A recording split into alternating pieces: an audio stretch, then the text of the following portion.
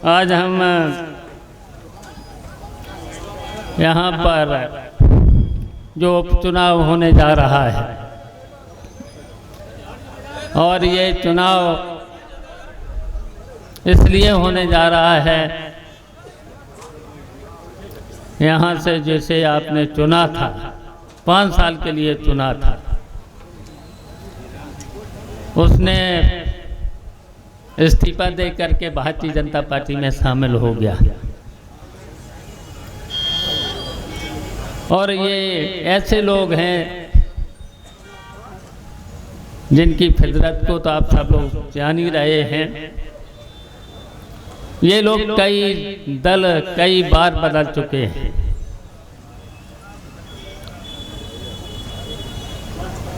और एमएलए भी रहे हैं,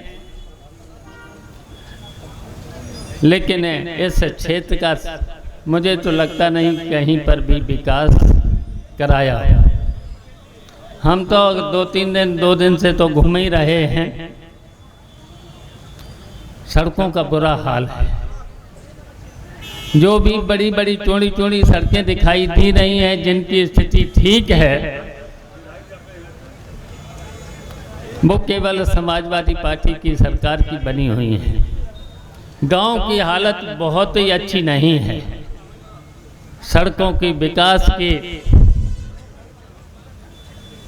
किसानों की हालत बहुत अच्छी नहीं है।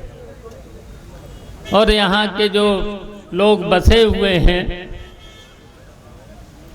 पिछड़े समाज के लोग भी बहुत बसे हैं, दलित समाज के लोग भी बहुत बसे हैं, अल्पसंख्यक मुसलमान भाई भी बहुत बसे हैं, उनकी भी हालत अच्छी नहीं है। और जितने भी किसानी से जुड़े लोग हैं, किसान लोग हैं, उनकी भी हालत अच्छी नहीं है। तो इसलिए हम यहाँ पर आपसे अपील करने आए हैं, 5 तारीख का ये चुनाव हम सबके लिए, जितने भी लोग हमने यहाँ पर अभी नाम गिनाए हैं, उनकी प्रतिष्ठा का ये चुनाव है।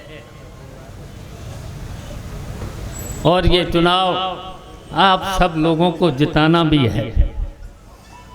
और हम तो जब घूमे हैं तो यहाँ की जनता ने मन भी बना लिया है। किसी भी वर्ग के लोग हैं, उन्होंने मन भी बना लिया है। ये चुनाव सुधाकर सिंह को जिताना है। और इसलिए जिताना है, जो धोखा दे करके गया है यहाँ की जनता ने, जिस जनता ने भारी बहुमत से इसे जिताया था, उसे यहाँ से विधायक रह करके इस क्षेत्र का विकास करना चाहिए था।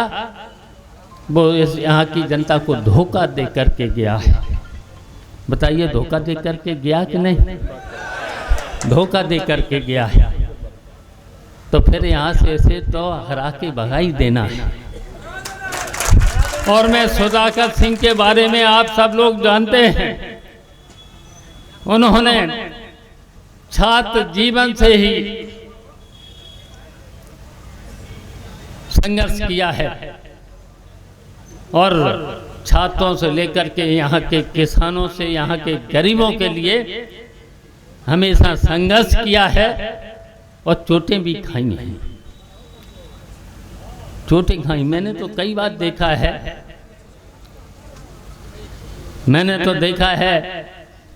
मैंने एक बार उनसे पूछा तो उन्होंने कहा था कि हम तो ऊपर वाले भगवान के भरोसे जिंदा हुए हैं।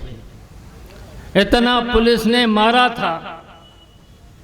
छात्रों की लड़ाई लड़ रहे थे, किसानों की लड़ाई लड़ रहे थे,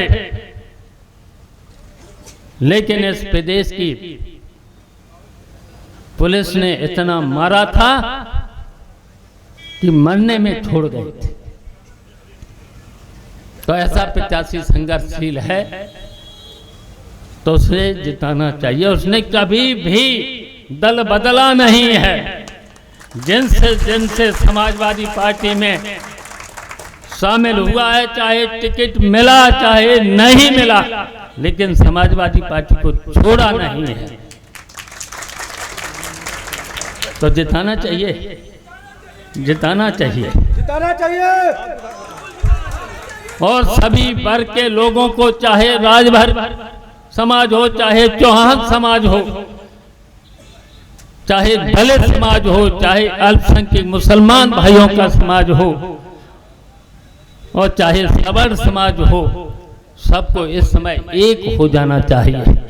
और इसलिए भी एक हो जाना चाहिए,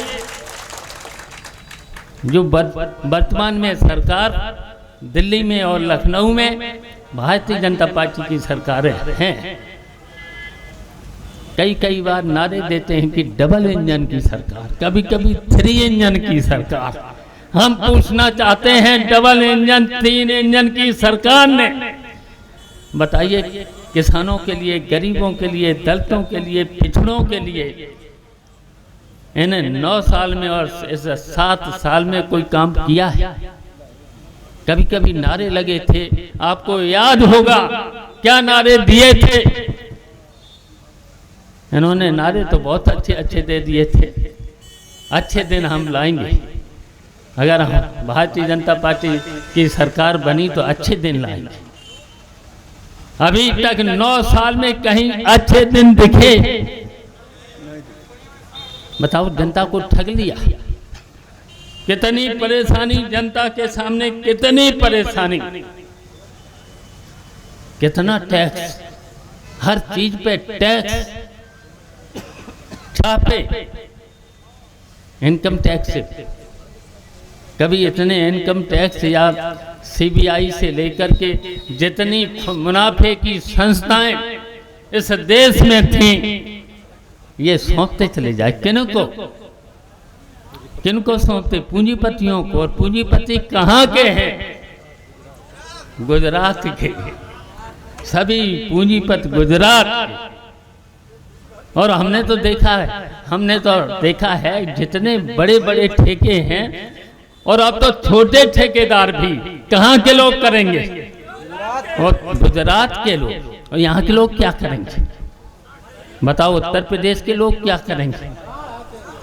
बताइए, उससे बेरोजगारी बढ़ी कि नहीं? यहाँ तक कि बेरोजगारी बढ़ी। कितनी परेशान, किसान कितना परेशान, सांड से परेशान, आवारा पशुओं से परेशान, ये सब है। और नारे दिए थे अच्छे दिन में, किसान तो खेत रखा के परेशान है। अगर कहीं रात को सो गया, दिन में काम करे, रात को जानवरों को रखा है, और सड़कों पर सांड ही सांड। रात को अगर अंधेरे में चले गए मोटरसाइकिल से या किसी गाड़ी से, तो टकरा गए, तो टकराने के बाद काम हो गया, चले गए दुनिया से। ये हो रहा है, रोज देख रहे होंगे। तो फिर अच्छे दिन तो आए नहीं। और कहा, दूसरा नारा था, इन्हें कहा जैसे ही सरकार बनेगी प्रत्येक के खाते में 15 लाख रुपया। बताओ, पहुंचे 15 लाख? 15 रुपए तक नहीं पहुंचे किसी खाते में। बताओ, फिर ये झूठ बोले थे। ये नौजवान हैं, जो पढ़े लिखे नौजवान हैं, नौकरी का बहाना दिया था। 2 करोड़ लोगों को हर वर्ष नौकरी। कितने लोगों को नौकरी दे दी कंपनियां? बताइए। अब सरकारी नौकरी नहीं, संविदा पर, जो 4th क्लास के, और इनको संविदा। और संविदा पर कितने पैसे मिलते हैं? कितने पैसे? 8,000 से लेके ज्यादा 10,000। बताओ, 10,000 में एक परिवार चल जाएगा? नहीं चल सकता परिवार। 10,000 में परिवार नहीं चल सकता। और यहाँ तक कि अगर बिजली, अब बिजली की तो सबको जरूरत है। बताओ, बिजली का, और नए जो मीटर लगे हैं कितनी तेज भागते हैं। बताओ, कितना बिल आने, पहले कितना बिल आता था, आज कितना। बताओ, 1,000 का बिल आता था, जहां पर आज 10,000 से लेकर के 15,000। और नौकरी में पैसे मिलते हैं 800, 1,000। लड़के कैसे पढ़ाओगे, कैसे लड़के लड़कियों की शादी कैसे करोगे? ये सभी समस्याएं हैं आपके सामने, बहुत सी समस्याएं हैं आपके सामने। तहसीलों का क्या हाल है? हमने तो राजस्व संहिता इसलिए लागू करी थी, 36 एक्ट इसलिए चेंज किए थे कि अगर किसान तहसील में जाए या कहीं पर भी जाए, उसको तहसीलों के और अधिकारियों के, राजस्व विभाग के अधिकारियों के किसी को चक्कर नहीं लगाने पड़े, सीधे न्याय उनके घर पर, ये दरवाजे पर भी उनको न्याय मिले। क्या हो रहा है? राजस्व संहिता लागू हो गई, क्रियान्वयन नहीं हो रहा। बताओ तो बेईमान सरकार है कि नहीं? कितनी बेईमान सरकार बताइए। जो लेखपाल, मतलब लेखपाल की हैसियत थी 500 रुपए की, आज कितने मांग रहा है? 20,000 से लेकर के अगर शहर के पास का लेखपाल हो गया तो 5 लाख से नीचा नहीं, 5 लाख से नीचा नहीं लेखपाल की हैसियत, जो 500 रुपए की हैसियत थी। बताइए बेईमानी बढ़ी कि नहीं बढ़ी? लेकिन बेईमानी बढ़ी है। और बताइए इनकम टैक्स हर चीज पे जीएसटी जब इन्होंने लागू की थी तब वादा किया था कि केवल एक टैक्स लगेगा। बताओ कितना टैक्स? किसानों पे कभी टैक्स नहीं लगा है। अब बताओ मंडी में ले जाओ कि उस पर भी टैक्स, गल्ले पर भी टैक्स, खाद की कीमतें बढ़ी हैं, बिजली की कीमतें बढ़ी हैं। और बिजली कितने घंटे का वादा किया है? 24 घंटे का और 22 घंटे का तहसील स्तर पर, 22 घंटे का जिला स्तर पर 24 घंटे का। और बिजली कितने घंटे मिल रही? बताओ यहाँ के मंत्री हैं AK शर्मा जी, बताओ मऊ को भी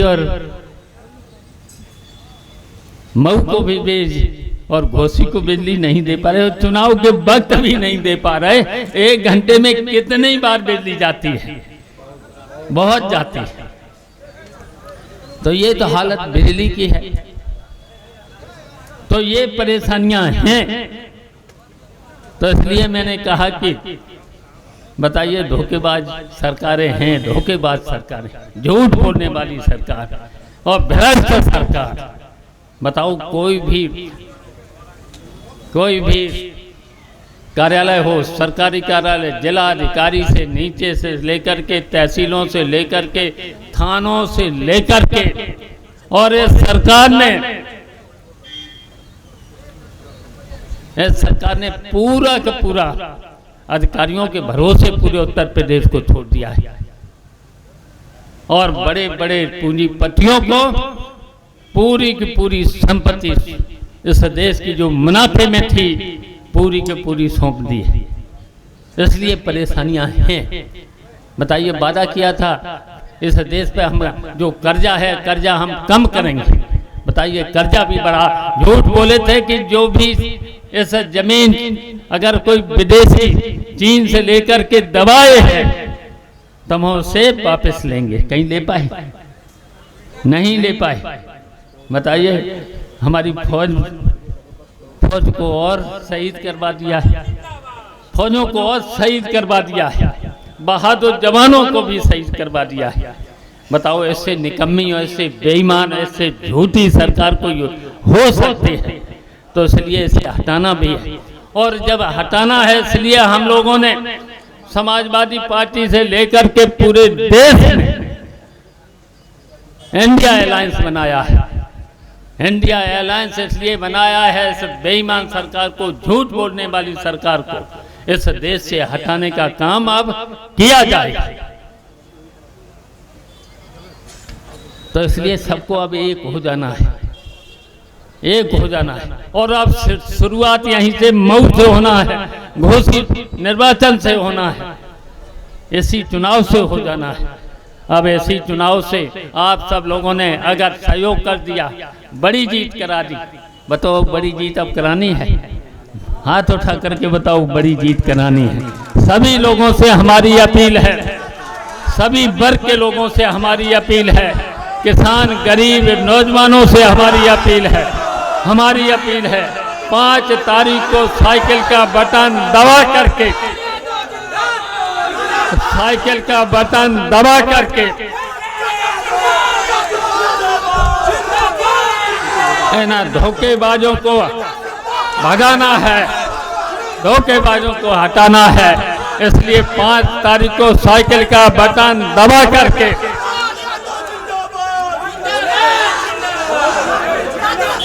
हम लोगों ने अब इन्होंने एक नारा और दिया है, इतने झूठ बोले, एक नारा अभी और दिया था, 9 साल बेमिसाल दिया था भारतीय जनता पार्टी के लोगों ने। हम पूछना चाहते हैं, इन्होंने बताओ 9 साल के अंदर या उत्तर प्रदेश में 7 साल के अंदर कोई काम किया है किसानों के लिए, गरीबों के लिए, छात्रों के लिए, नौजवानों के लिए? कहीं पर भी कोई काम किया हो? दलितों से लेकर के मुसलमान भाइयों से लेकर के किसी भी वर्ग के लिए कोई काम किया हो तो बता दो। कोई काम किया? और हम बताएं कि नेताजी के समय के काम गिनाऊं? नेताजी ने सबसे पहले चुंगी माफ कर दिया था, किसानों के कर्जे माफ कर दिए थे, लड़के लड़कियों की फीस माफ कर दी थी, 12 तक की फ्री फीस। हमने ट्यूबवेल और नहर का पानी फ्री कर दिया था, नहर की सफाई 2 बार होती थी। ये कहते हैं कि टेल तक पानी, हम कहते थे खेत तक, किसान के खेत तक पानी पहुंचना चाहिए। ये कहते हैं टेल पर। बताओ टेल पर क्या करेंगे? टेल को छू लेंगे बस पानी पहुंच गया। हम कहते थे किसान के खेत में पानी पहुंचे, इतना अंतर है। तो इसलिए हम कहना चाहते, बातें तो बहुत हैं, बहुत बातें हैं। बताइए अखिलेश के समय में कितना काम हुआ? 100 बेड का अस्पताल बना यहाँ पे, अस्पताल बने। बताइए, ये तो डॉक्टर नहीं, दवाएं नहीं, और दवाएं कितनी महंगी। नेताजी के समय में था, नेताजी ने कहा था अगर किसी भी गरीब को, किसान को, किसी भी मजदूर को, किसी को, समाज के किसी भी समाज को अगर कैंसर से भी पीड़ित है, अगर हार्ट अटैक से पीड़ित है, जिसकी किडनी खराब हुई है, तो बताओ कोई गरीब आदमी इलाज करा लेगा आज के समय में? तो उनका इलाज सरकारी खजाने से होना चाहिए, फ्री में होना चाहिए। तो बताओ ये योजना नेताजी ने लागू की थी। 100 रुपए का पर्चा नेताजी ने 1 रुपए किया था 1 रुपए। हाँ, 1 रुपए में किया। बताइए ये लोग क्या कहते हैं, कितना झूठ बोलते हैं, कितना झूठ कहते हैं।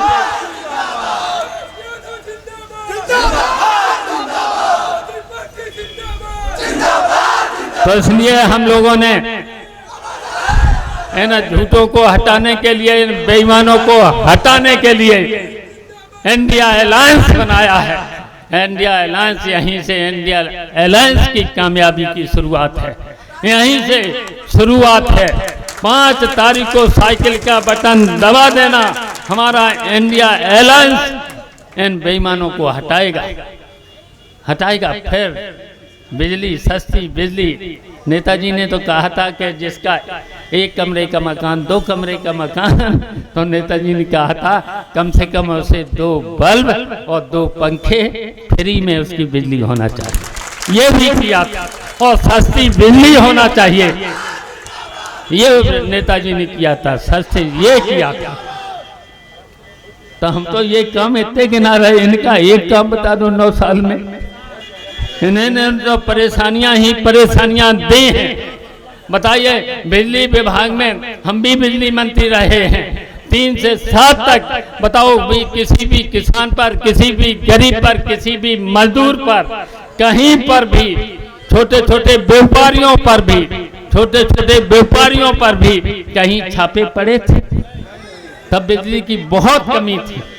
अब तो बिजली की अखिलेश ने इतना काम कर दिया था कि इस उत्तर प्रदेश में आज बिजली की कोई कमी नहीं। केवल ये व्यवस्था ही नहीं ठीक कर पा रहा, ये अधिकारियों के भरोसे पूरे उत्तर प्रदेश छोड़ दिया है, अधिकारियों के भरोसे। और खुद हम तो कहेंगे कि हमने तो देखा है इनसे बेईमान, भारतीय जनता पार्टी से झूठ और इनसे बेईमान कोई भी सरकार अभी तक नहीं रही है, इसलिए इनको हटाना। हमने तो कहा है कि नेताजी ने इतनी शुरुआत करी थी, हम तो नौजवानों से भी कहेंगे हमारी सरकार आपकी बनाएंगे, केंद्र में सरकार जो भारतीय जनता पार्टी की सरकार हटाएंगे और जब सरकार बनाएंगे नौजवान जो पढ़े लिखे हैं बीए पास, हम तो इतना भी अब की कानून बनाने का काम करेंगे, हर परिवार में एक बेटे को और एक बेटी को सरकारी नौकरी अवश्य मिले, ऐसे कानून होना चाहिए, ऐसे कानून होना चाहिए। नहरों का पानी फ्री, ट्यूबवेल का पानी फ्री, ये किसानों को होना चाहिए और किसानों की उपज का उचित मूल्य, ठगी नहीं होना चाहिए। हमने किया था जब मेरे पास मंडी थी, मैंने पूरे उत्तर प्रदेश की मंडियों को आदेश किया था, सरकारी जो क्रय केंद्र होते हैं उन पर ठगी होती है, किसान को परेशान किया जाता है, उस पर कमीशन खोरी होती है। मैंने तो सीधे सीधे मंडी में आदेश किया था अगर जो सरकारी क्रय केंद्र पर जितनी कीमत लागू होती है उससे मंडी में 5 रुपए ज्यादा किसानों को मिलना चाहिए। फिर क्रय केंद्र पर किसानों को नहीं जाना पड़ा था और ठगी से बच गया। कहीं 100 रुपए 200 रुपए पहले ही काट लिए जाते हैं। ये तो बता ही चुके हैं, बहुत सी चुंगी से लेकर के बहुत से काम पता ही है, पता है यहाँ के लोगों को, सबको पता है। और फिर ऐसे ही शुरुआत करी जाएगी, फिर शुरुआत करेंगे हम लोग झूठ नहीं बोलते, हमेशा सरकार में रहे, वादे जितने वादे किए पूरे किए, उससे ज्यादा भी काम किसान गरीब और हर वर्ग के लिए किया है।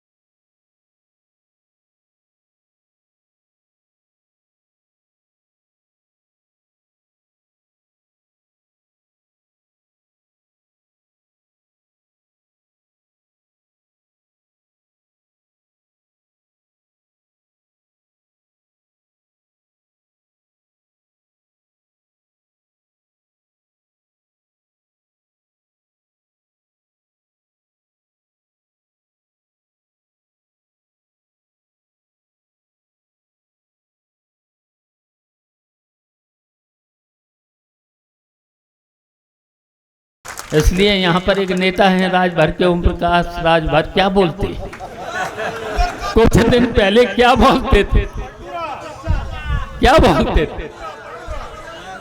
फल्टूराम तो हैं और क्या बोलते थे? प्रधानमंत्री जी को क्या बोलते थे? गृह मंत्री अमित शाह को क्या बोलते थे? गुजरात भेजेंगे। और क्या बोलते थे? योगी जी को कहां भेजेंगे?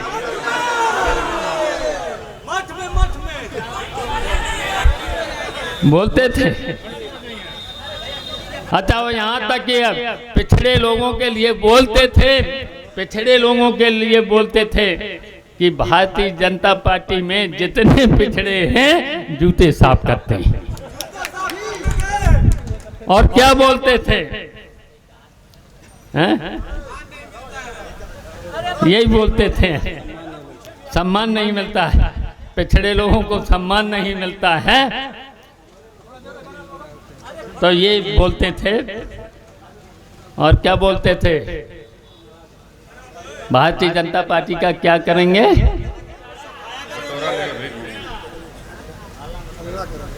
हाँ, तो यही तो बोलते थे। सब चीजें तो आपको पता है, सब पता है, तो इसलिए बताना चाहते हैं तो उनकी बातों पर ठीक नहीं, हम कुछ बोलना नहीं चाहते हैं और बोलना नहीं चाहिए। और हम राजभर के सम्मानित समाज से कहना चाहते हैं, ये लोग क्या करते हैं यहाँ तो इस तरीके से बोलते हैं, और दिल्ली में जाकर